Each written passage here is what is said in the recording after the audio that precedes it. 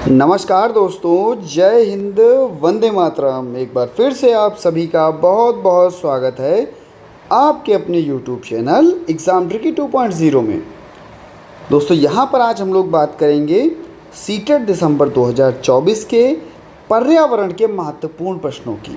और ये सभी प्रश्न आपके पेडागॉजी पर आधारित हैं, आपके शिक्षण पर आधारित हैं।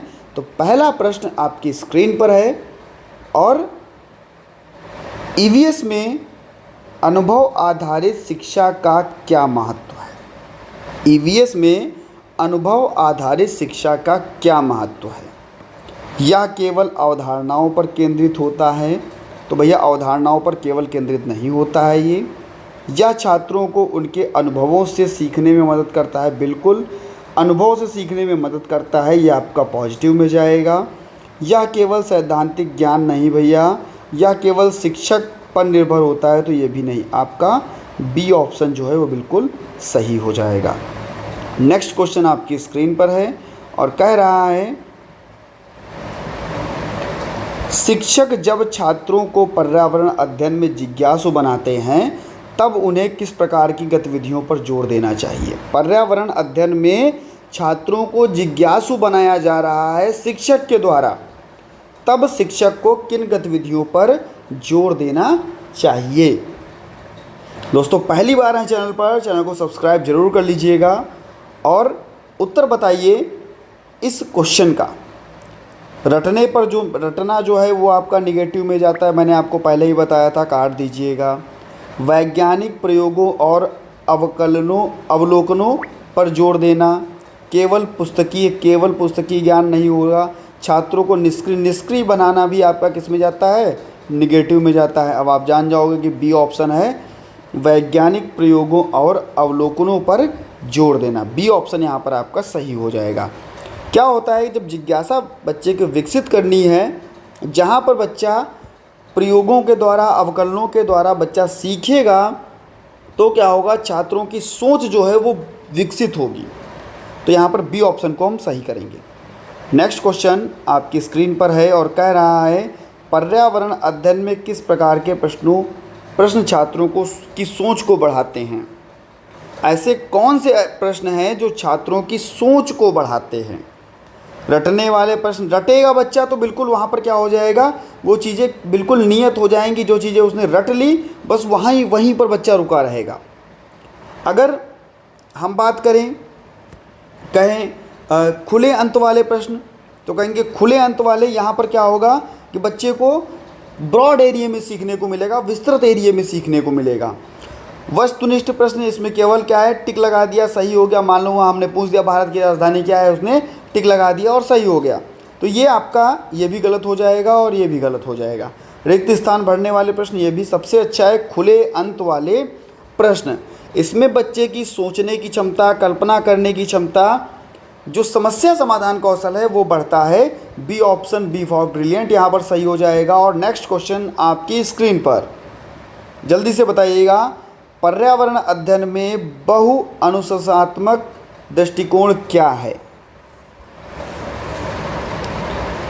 केवल विज्ञान पर केंद्रित, ये गलत, ये गलत, ये गलत, ऐसे ही काट दिया हमने। विभिन्न विषयों का एकीकरण, विभिन्न विषयों का एकीकरण। देखिए इसका अर्थ क्या होता है, इसका अर्थ क्या होता है, यहाँ पर देखिए, इसका अर्थ होता है बहु अनुशासनात्मक दृष्टिकोण का अर्थ है कि पर्यावरण अध्ययन में विभिन्न विषयों जैसे विज्ञान, सामाजिक विज्ञान, भूगोल और इतिहास को एकीकृत करके सिखाया जाए। और यहीं पर देख लीजिए, विभिन्न विषयों का एकीकरण, यानी कि सभी विषय हमारे भूगोल, सामाजिक विज्ञान, इतिहास, विज्ञान, इन सभी को क्या एकीकृत करके सिखाया जा रहा है, जिससे छात्रों के समग्र रूप जो है पर्यावरण की समझ विकसित हो। तो यहाँ पर आपका सी ऑप्शन जो है वो बिल्कुल सही हो जाएगा। ये भी याद करते हुए चलिएगा, ठीक है। नेक्स्ट क्वेश्चन आपकी स्क्रीन पर है, प्राथमिक स्तर पर पर्यावरण अध्ययन का उद्देश्य। प्राथमिक स्तर पर पर्यावरण अध्ययन का उद्देश्य तथ्यों को याद कराना, छात्रों की पर्यावरण जागरूकता को बढ़ाना, छात्रों से कठिन जो होता है वो क्या हो जाएगा आपका, निगेटिव में हो जाएगा। छात्रों को केवल परीक्षा के लिए तैयार करना, केवल थोड़ी ना, और परीक्षा के लिए थोड़ी ना केवल तैयार किया जाएगा, छात्रों को अधिक जागरूक बनाया जाएगा, परिवेश के प्रति संवेदनशील बनाया जाएगा, है ना। तो केवल ये भी आपका हो जाएगा निगेटिव में। छात्रों को तो याद कराना भी आपका किस में जाता है, निगेटिव में जाता है। ये सभी निगेटिव हैं। छात्र को पर्यावरण जागरूकता को बढ़ावा देना, छात्र इसमें देख सकते हैं प्राथमिक स्तर पर ईवीएस का मुख्य उद्देश्य पर्यावरण के प्रति जागरूकता को बढ़ावा देना और परिवेश के प्रति संवेदनशीलता को बनाना। तो यहाँ पर आपका बी ऑप्शन जो है वो बिल्कुल सही हो जाएगा। नेक्स्ट क्वेश्चन आपकी स्क्रीन पर है, एक शिक्षक को पर्यावरण अध्ययन की कक्षा में समूह गतिविधियों का आयोजन क्यों करना चाहिए? ताकि वे आराम कर सकें, ताकि वे आराम कर सकें, ये थोड़ी ना होगा, आराम करना थोड़ी ना, ठीक है। ताकि छात्र एक दूसरे से सीख सकें, बिल्कुल एक दूसरे से सीखेंगे, बहुत बेहतरीन होगा। सहयोगात्मक कार्य करना सीखें, परीक्षा के लिए तैयार होना, केवल आपका बी ऑप्शन जो है वो सही हो जाएगा, ठीक है। छात्र एक दूसरे बच्चों से सीखें और एक दूसरे का सहयोग करें, सहयोग करते हुए कार्य को बढ़ावा दें। बी ऑप्शन यहाँ पर आपका सही हो जाएगा। नेक्स्ट क्वेश्चन आपकी स्क्रीन पर, कक्षा में छात्रों के लिए फील्ड ट्रिप का क्या महत्व है? कक्षा में छात्रों के लिए फील्ड ट्रिप का क्या महत्व है? यह सिर्फ मनोरंजन के लिए होता है या छात्रों को विषयों के व्यवहारिक पहलुओं को समझने में मदद करता है, या कक्षा के विषयों से संबंधित नहीं होता, या केवल समय व्यतीत करने के लिए होता है? समय व्यतीत करने के लिए नहीं होता, ठीक है। पहली बात, यह कक्षा में विषयों से संबंधित नहीं होता, ऐसा होता है क्या? बात करेंगे, ये भी नहीं होता। या छात्रों के विषयों को व्यवहारिक पहलुओं को समझने में मदद करता है, यहाँ पर भी आपका बी ऑप्शन सही होगा। या सिर्फ मनोरंजन के लिए होता है, ऐसा भी नहीं, आपका फील्ड ट्रिप का महत्व होगा कि व्यवहारिक पहलुओं को समझने में मदद करना। नेक्स्ट क्वेश्चन आपकी स्क्रीन पर, वेरी वेरी इंपॉर्टेंट क्वेश्चन, ये आपका अगर हम देखा जाए तो सबसे ज़्यादा ये क्वेश्चन आपका सीडीपी में पूछा जाता है, चाइल्ड डेवलपमेंट में। थॉर्नडाइक के अधिगम का तीसरा नियम, हम कहते हैं प्रभाव का नियम, तत्परता का नियम, अभ्यास का नियम। तो जो तीसरा नियम है उसको हम लोग कहते हैं प्रभाव का नियम। किसको कहते हैं? प्रभाव का नियम। इसी को हम लोग, इसी में क्या होता है, संतोषजनक कार्य, इसको परिणाम दिया जाता है। कह सकते हैं थॉर्नडाइक के प्रभाव के नियम के अनुसार जो कार्य संतोषजनक परिणाम देता है उसे सीख लिया जाता है, जबकि संतोषजनक परिणाम से कार्य कमज़ोर हो जाता है। तो यहाँ पर आपका डी ऑप्शन जो है वो बिल्कुल सही हो जाएगा। नेक्स्ट क्वेश्चन आपकी स्क्रीन पर, परियोजना विधि में छात्रों का समूह किस आधार पर होना चाहिए? परियोजना विधि में छात्रों का समूह किस आधार पर होना चाहिए? छात्रों के अंक के आधार पर, सदस्यों की सहभागिता और सहयोग के आधार पर, लिंग के आधार पर, या रोल नंबर के आधार पर? तो जहाँ पर सदस्यों की सहभागिता और सहयोग होगा वही छात्रों का समूह का आधार होना चाहिए। एक दूसरे की सहायता करें, एक दूसरे का सहयोग करें, यहाँ पर बी ऑप्शन आपका सही हो जाएगा। नेक्स्ट क्वेश्चन आपकी स्क्रीन पर, पारिवारिक शिक्षक बैठक का उपयुक्त उद्देश्य क्या होगा? स्कूल की सुविधाओं की जानकारी देना, समस्या पर शिकायत नहीं, हमें किसी बच्चे की समस्या पर कोई शिकायत नहीं करनी, बच्चे की पृष्ठभूमि को जानना। अच्छी बात है पृष्ठभूमि को जाना जाए, लेकिन शिक्षक बैठक का उपयुक्त उद्देश्य होना चाहिए कि बच्चे की ताकत और कमजोरियों को जाना जाए, कि बच्चे में स्ट्रेंथ कितनी है, क्या क्या कर लेता है, क्या क्या उसकी कमजोरी है। डी ऑप्शन को यहाँ पर लॉक करेंगे। नेक्स्ट क्वेश्चन आपकी स्क्रीन पर है। और भैया वीडियो अच्छी लग रही हो तो चैनल को ज़रूर सब्सक्राइब कर लीजिएगा, बेल आइकन पास में बन के आएगी, उसमें ऑल का ऑप्शन प्रेस कर लीजिएगा, वीडियो को लाइक करना ना भूलिएगा और सभी मित्रों तक एक बार वीडियो को शेयर कर दीजिएगा। पर्यावरण कौशल को बेहतर करने के लिए कौन सी गतिविधि सही है? उपकरण को व्यवस्थित करना, ग्राफ और चित्र या मानचित्र को सही ढंग से पढ़ना, अवलोकन तालिका बनाना, या जीवों का वर्गीकरण करना। पर्यावरण कौशल को बेहतर करने के लिए हम कह सकते हैं ग्राफ और मानचित्र को सही ढंग से पढ़ना। बी ऑप्शन यहाँ पर हम लोग सही करेंगे। क्यों? क्योंकि जब छात्र इसको अच्छी ढंग से पढ़ेगा तो पर्यवेक्षण जो कौशल है उसको बढ़ावा मिलेगा। तो ये आपका बी ऑप्शन सही हो जाएगा। नेक्स्ट हम बात करते हैं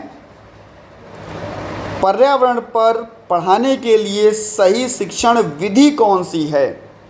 जब भी हम लोग सही शिक्षण विधि की बात करते हैं, जहाँ पर विजुअल, ऑडिटरी, कैनेस्थेटिक, टेक्टाइल का उपयोग होता हो, सबसे पॉजिटिव आंसर वही रहता है आपका। फील्ड ट्रिप का आयोजन, पोस्टर लगाना, व्याख्या देना, ऑडियो विजुअल डॉक्यूमेंट्री दिखाना और बाद में छात्रों पर इसकी चर्चा करना। ए ऑप्शन को यहाँ पर लॉक करेंगे। सबसे बेहतरीन आंसर, सबसे बढ़िया आंसर आपका। नेक्स्ट क्वेश्चन आपकी स्क्रीन पर कहेंगे कि पर्यावरण अध्ययन का उद्देश्य क्या नहीं है? नहीं को ऐसे से अंडरलाइन कर लेंगे, रेड से कर लेते हैं, नहीं को ऐसे से अंडरलाइन कर लेते हैं। उद्देश्य नहीं है पर्यावरण के प्रति संवेदनशीलता विकसित करना, बिल्कुल ये उद्देश्य है आपका। अवधारणाओं को याद करना, यही नहीं होगा। याद करना नेगेटिव में जाता है, आपको पता है, ठीक है। अन्वेषण करना बिल्कुल सही। मापन और ये सब आपका वर्गीकरण का कौशल विकसित करना, ये भी आपका सही होगा। क्या नहीं होगा? पर्यावरण का वैज्ञानिक अवधारणाओं को याद करना। बी ऑप्शन यहाँ पर आपका सही हो जाएगा। नेक्स्ट क्वेश्चन आपकी स्क्रीन पर है, कक्षा में छोटे बच्चों के लिए विज्ञान शिक्षण का मुख्य उद्देश्य क्या है? विज्ञान शिक्षण का मुख्य उद्देश्य छोटे बच्चों के लिए क्या है? वैज्ञानिक शब्दावली का ज्ञान देना, पर्यावरण के प्रति संवेदनशीलता विकसित करना, विद्यार्थी से परियोजनाओं का निर्माण करना, बच्चों को कठिन अवधारणाएं सिखाना। पर्यावरण के प्रति संवेदनशीलता विकसित करना, बी ऑप्शन आपका सही हो जाएगा। जब हम छोटे बच्चों को विज्ञान का उद्देश्य देंगे तो आसपास के पर्यावरण से उसको क्या करेंगे? जागरूक बनाएंगे। बच्चा ज़्यादा संवेदनशील होगा, जटिल अवधारणाओं को समझेगा, ठीक है। तो ये चीज़ें आपकी बी ऑप्शन आपका सही हो जाएगा। पर्यावरण अध्ययन में मूल्यांकन का सबसे उपयुक्त तरीका, पर्यावरण अध्ययन में मूल्यांकन का सबसे उपयुक्त तरीका लिखित होना चाहिए, मौखिक होना चाहिए, परियोजना कार्य और गतिविधियाँ होनी चाहिए, वस्तुनिष्ठ होना चाहिए। जहाँ पर बच्चा सृजनात्मक क्षमता का विकास करे, सृजनात्मक क्षमता का विकास करे, जहाँ पर बच्चा प्रोजेक्ट मेथड का उपयोग करे, किसका? परियोजना विधि का, प्रोजेक्ट मेथड का उपयोग करे, वैसी गतिविधियाँ सबसे बेहतरीन होती हैं। हम सी ऑप्शन को लॉक करेंगे और नेक्स्ट क्वेश्चन की तरफ बढ़ेंगे।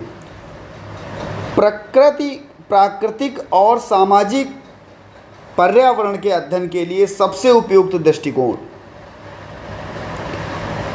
पुस्तकीय ज्ञान पर आधारित विभिन्न प्रयोगशालाओं को पर्यावरण के साथ प्रत्यक्ष संपर्क और अनुभव के माध्यम से, प्रश्नोत्तरी के माध्यम से।